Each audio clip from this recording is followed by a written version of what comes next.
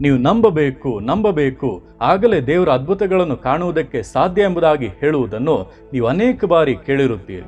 ನಂಬಿಕೆ ಅಂದರೆ ಏನು? ನಂಬಿಕೆಯು ನಾವು ನಿರೀಕ್ಷಿಸುವವುಗಳ ವಿಷಯವಾಗಿ ಭರವಸೆದಿಂದಿರುವುದು, ಕಣ್ಣಿಗೆ ಕಾಣದವುಗಳನ್ನು ನಿಜವೆಂದು ತಿಳಿದುಕೊಳ್ಳುವುದು ಆಗಿದೆ.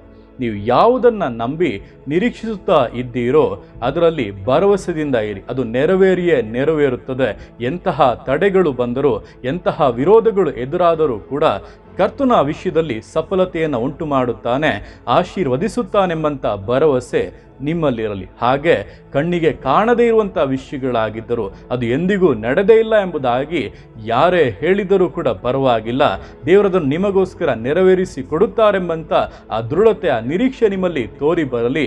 ಅಂತ ನಂಬಿಕೆಯನ್ನು ದೇವರು ನಿಶ್ಚಯವಾಗಿ ಮಾನಿಸುತ್ತಾರೆ. ನಿಮ್ಮ ಪ್ರಾರ್ಥನೆಗಳಿಗೆ ಶ್ರೇಷ್ಠವಾದಂಥ ಉತ್ತರಗಳು ಖಂಡಿತವಾಗಿ ದೊರಕಲಿವೆ.